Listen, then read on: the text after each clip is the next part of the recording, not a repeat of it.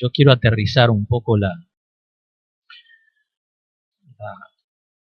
charla, para llevarla un poco más a todos los acontecimientos que están ocurriendo a partir de principios de este año, y que creo que son de mucho interés para nosotros y supongo que para todos los que están hoy acá.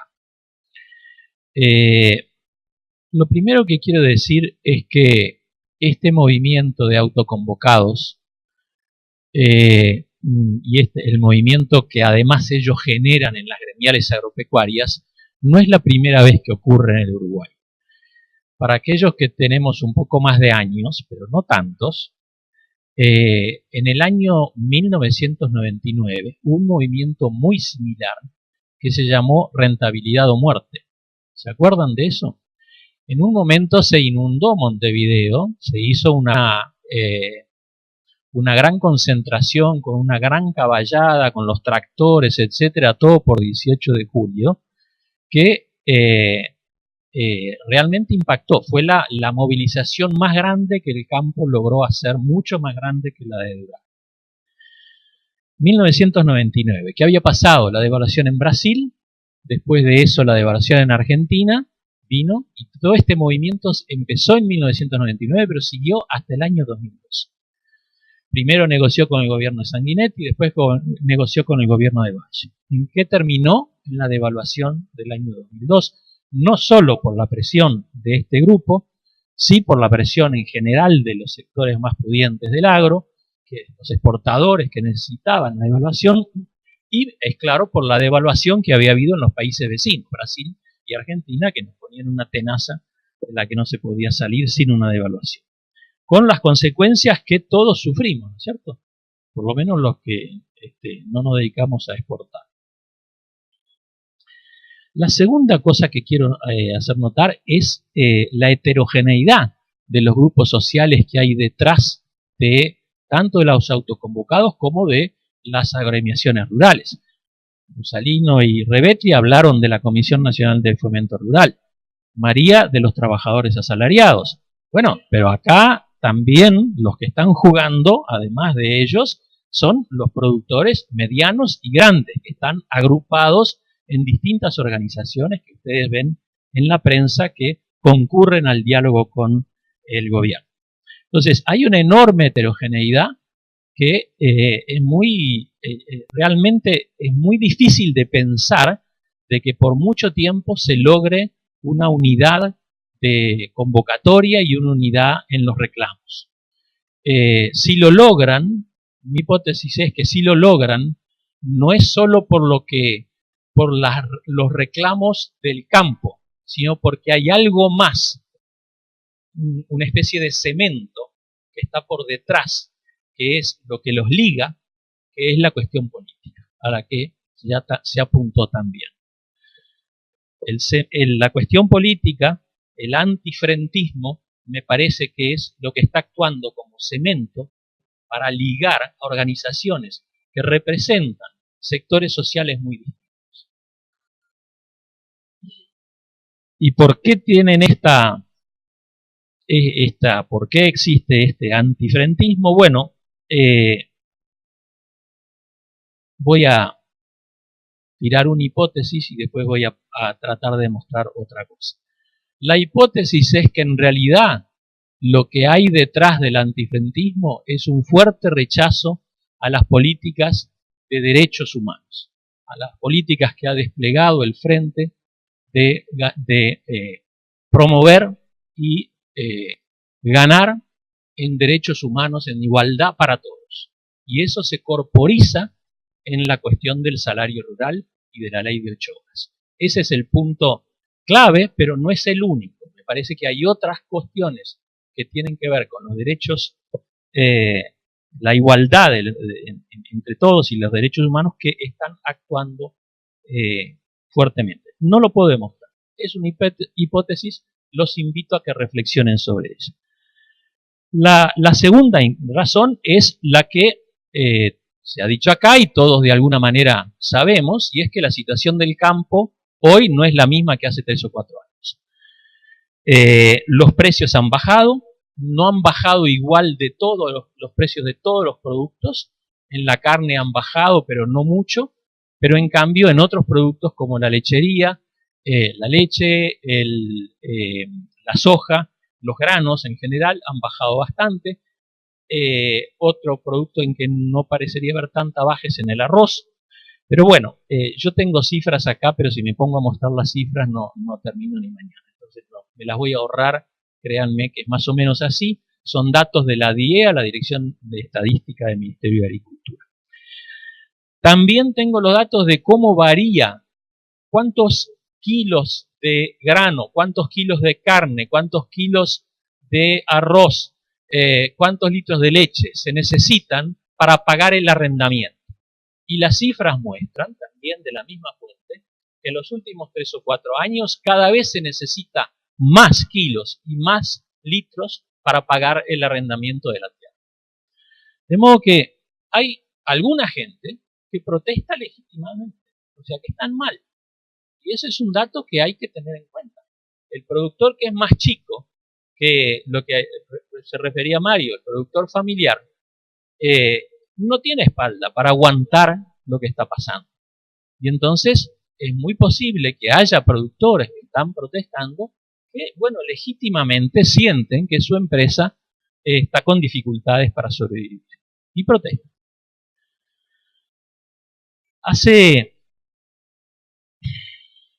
Hace poco se publicó un artículo muy bueno de Gabriel Ollanzábal y Miguel Sanguinetti, donde muestran cómo la evolución en los precios de la tierra y la evolución en los precios del arrendamiento muestran cómo una proporción creciente de las ganancias que obtienen los empresarios en el campo se queda en las manos de aquellos que detentan la tierra. ¿Sí? Y ahí tenemos dos situaciones diferentes. En un caso, los arrendatarios tienen que arrendar la tierra a otra persona que se la da. El que da la tierra se queda con una parte importante de sus ganancias. Pero no toda la tierra del Uruguay es arrendada, alrededor de 1/3 más o menos, un poquito menos tal vez, de la tierra es tierra que se da en arriendo. El resto de los 16 millones que mencionaba Andrés es de los propietarios. Y esos propietarios son a su vez empresarios agrícolas, o sea, reúnen las dos condiciones en sí mismos. Son sujetos sociales que son propietarios de la tierra y a la vez empresarios agrícolas. Por lo tanto, ganan con el arrendamiento que se pagan a sí mismos y ganan con la ganancia de la empresa que administran. ¿Sí? Esos no deberían estar tan mal.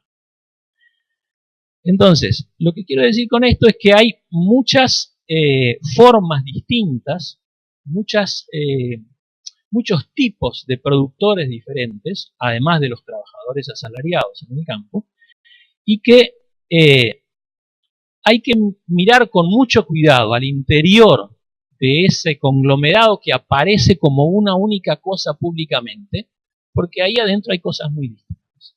Y algunos pueden estar con los autoconvocados y otros pueden no estar. Y algunos están porque les aprieta el zapato y tienen derecho a protestar, y otros están simplemente porque políticamente les conviene protestar. Entonces, este artículo de Ollanzábal y Sanguinetti, que se los recomiendo fervientemente porque es excelente, además es la primera vez que en el Uruguay tenemos datos de cuánto es la renta de la tierra. O sea, cuánto se queda el que es propietario de la tierra. Quiero sí hacer una salvedad acerca de que los que dan la tierra en arriendo tampoco son como en unos dibujitos que salieron hace poco, capaz que ustedes lo vieron, un gordo panzón con sombrero de galera y con un bastón. ¿Sí? Algunos sabrán que son así, pero hay muchos también que ceden su tierra en arrendamiento que han sido pequeños y medianos productores. ¿Por qué la ceden en arrendamiento? Por distintas razones. A veces no tienen el tamaño suficiente como para tener rentabilidad. Entonces se la dan a otro que suma pedazos distintos, de distintos productores chicos, y con eso hace un gran establecimiento y gana escala, que es lo que se necesita hoy para trabajar en muchos rubros. Otros productores familiares, lo que les pasa es que los hijos no quieren seguir en la tierra, entonces la da en arrendamiento, y él se queda en la explotación, pero da en arrendamiento todo o una parte de la tierra, y de esa manera tiene un ingreso que le permite quedarse en el campo y sobrevivir. Entonces, cualquier política que se haga en torno a un control de los precios de los arrendamientos, tiene que tener mucho cuidado también con esta heterogeneidad interna que hay adentro de los que dan la tierra en arrendamiento. No todos son gordos panzones. Pero el centro de lo que quería hablar hoy está en otra cosa, en otra renta, de la cual no se ha hablado hasta ahora, al menos yo no la he escuchado, que es lo que yo llamaría la renta tecnológica. Primero tengo que decir que tenemos que explicar una paradoja muy importante. En el año 1996 teníamos 70.000 trabajadores asalariados en el campo. En el año 2011 también tenemos 70.000 trabajadores en el campo. Pero de entre el 96 y el 2011 cuadruplicamos la producción. Eso quiere decir que la misma cantidad de trabajadores produjeron 4 veces más de valor. ¿Cómo se explica? Se explica por el cambio tecnológico. Lo que hubo en estos años, en este periodo que estoy relatando, y hasta hoy, es un enorme cambio tecnológico. Enorme.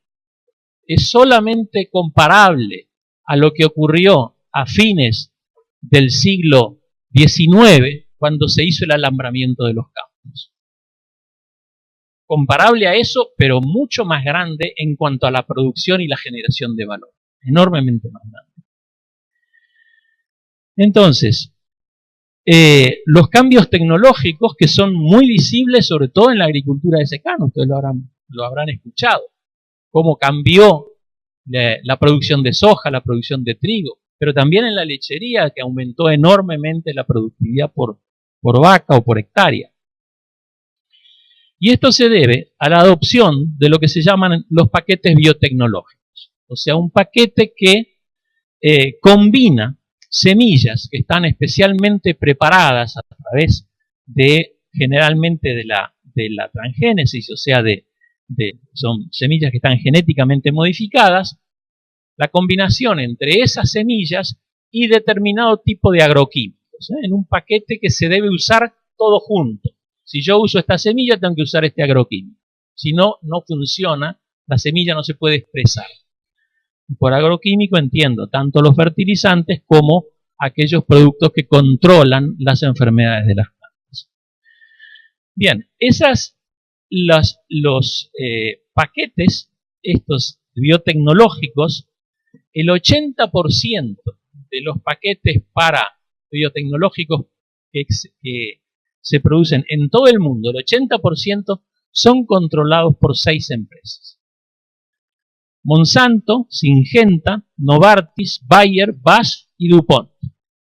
Pero en realidad estoy diciendo mal, porque Bayer se compró Monsanto en la mayor transacción de la historia del mundo, hasta ahora. Nunca está claro cuánto se pagó, pero se sabe que es la más grande. Bien, entonces quedan 5 empresas. Estas 5 empresas controlan entonces el 80% de las innovaciones biotecnológicas que hay en el mundo. Uruguay, por supuesto, también. Estos paquetes biotecnológicos están protegidos por patentes. Y por lo tanto, esas patentes impiden que los productores puedan usar libremente las semillas. En el caso de la semilla de la soja, lo voy a poner como ejemplo porque es el más claro, en el caso de la semilla de la soja, el productor que quiere plantar soja tiene que comprarle la semilla a una de las empresas derivadas de estos 5 gigantes que operan en el Uruguay. Y tiene que firmar un contrato donde le dice que no puede volver a usar la semilla que él va a producir. ¿Sí? El productor siembra soja y produce 3.500 3.500, ¿no? Kilos por hectárea, más o menos. No, menos, bueno. Está por la seca. Está. 2.000. Bien, de esa semilla que saca, de esos granos que saca, él puede guardar una parte, podría guardar una parte como semilla, para usarla los años siguientes. Bien, él firma un contrato en donde, además de tener que pagar la semilla cuando la compra, por el término de 5 años posteriores, si vuelve a usar esos granos, parte de sus granos como semilla, tiene que volver a pagar las regalías. ¿Sí? O sea que al firmar ese contrato, queda atado a un convenio con una empresa transnacional que durante 5 años le va a sacar el. En Uruguay hay una institución que se llama URUPOV. Yo no le puse el nombre. UR es por Uruguay, pero URUPOV es la Unión de Productores Obtentores Vegetales. Tampoco le puse el nombre. Los obtentores vegetales son todas aquellas empresas que se dedican a producir, a través de la biotecnología, se dedican a producir nuevas especies vegetales.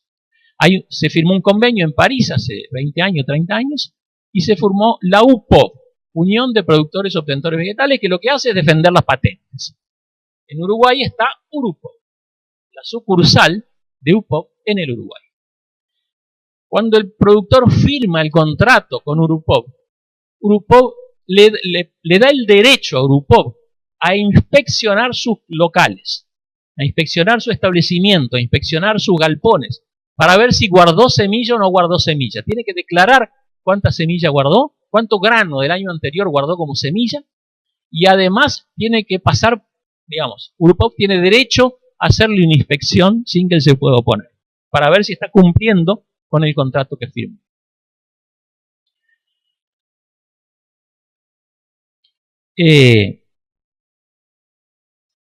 ¿Por qué llamo a esto? Esto es eso que las empresas estas le exigen al productor, que lo obligan a pagar.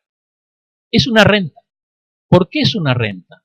Porque es independiente de del costo que tuvo la empresa que fabricó esa semilla, sino que depende, por el contrario, del precio al que se va a pagar la soja en el año entrante. Hay estadísticas que muestran que el precio de las semillas y el precio de los agroquímicos que van atados a la semilla varía en función del precio esperado de la soja para el año entrante. Por eso es una renta, porque independientemente del costo que la empresa biotecnológica tuvo para producir la semilla o tuvo para producir el agroquímico, ella fija el precio de la semilla del agroquímico como quiere, en función del precio esperado. Ahora, ¿qué implica que lo fije en función del precio esperado del grano? Implica que, por más que suba el precio, si sube el precio del grano, al productor le van a sacar una parte más grande. Si baja el precio del grano, le van a sacar una parte más chica. Pero siempre va a estar atosigado. Y eso es lo que le pasa hoy. Entonces, el problema para mí que tenemos es que los productores agropecuarios son parte de una larga cadena, lo que se llaman las cadenas de valor agroindiales. El productor agropecuario ocupa un eslabón de esa cadena, pero antes de él hay otro eslabón que es el que produce los agroquímicos, y es el que produce la maquinaria para plantar o para sembrar o para pulverizar o lo que sea. Y después de él están los acopiadores que van a comprarle el producto, y están los frigoríficos o están las empresas que van a moler, los molinos de harina o lo que sea. Es una gran cadena en la cual el productor ocupa, a través de la historia de la agricultura, esto se ve con mucha claridad, ocupa un lugar cada vez más chico. Cada vez está más apretado entre gigantes que lo apretan por este lado o que lo apretan por este otro lado. Es decir, que el productor agropecuario está, como digo, apretado por estos dos, o por estos eslabones que tienen la capacidad de definir los precios que le van a pagar finalmente a los productores. Tienen una capacidad monopolio. Por eso creo que no alcanza con controlar la renta de la tierra, como en los ámbitos académicos se está discutiendo eso. ¿Cómo, si es posible? Bueno, creo que no solo académicos, creo que en la concentración de ayer del PIT-CNT se mencionó este tema.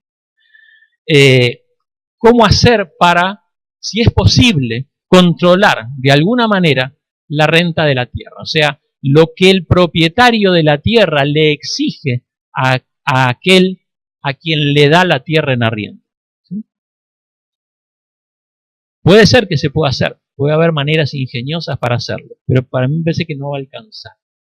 Porque también hay que tener un control de la renta tecnológica por parte del Estado. Si no hacemos eso, controlar la renta de la tierra no va a alcanzar. Hay que controlar el precio de los agroquímicos, eliminar regulaciones que protegen a las empresas transnacionales. Y dirán que es imposible. Bueno, les voy a leer algo. Les voy a leer y ya te...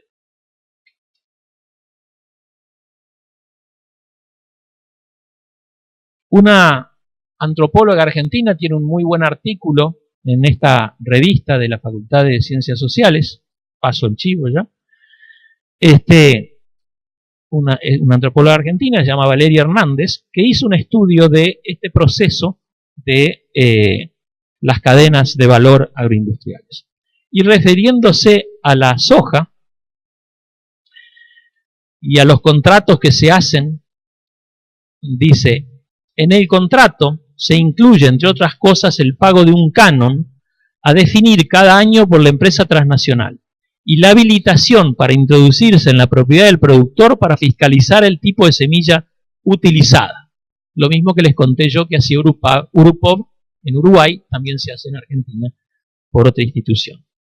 Según el presidente de la Sociedad Rural Argentina, ubican la Sociedad Rural Argentina, es como nuestra Asociación Rural del Uruguay. Es el núcleo más concentrado y monopólico de la tierra de la Argentina. Este señor dice: esto implica, refiriéndose a lo que hacen las transnacionales, esto implica un abuso de una posición dominante y la imposición unilateral de condiciones, y representa una irregularidad que sujetos privados se arroguen ilegítimamente funciones de policía y contralor propias de las autoridades públicas. Es como que la ARU dijese esto. En Argentina no pagan las regalías, simplemente no lo hacen. Y nunca pasó nada. Dejo por acá. Muchas gracias.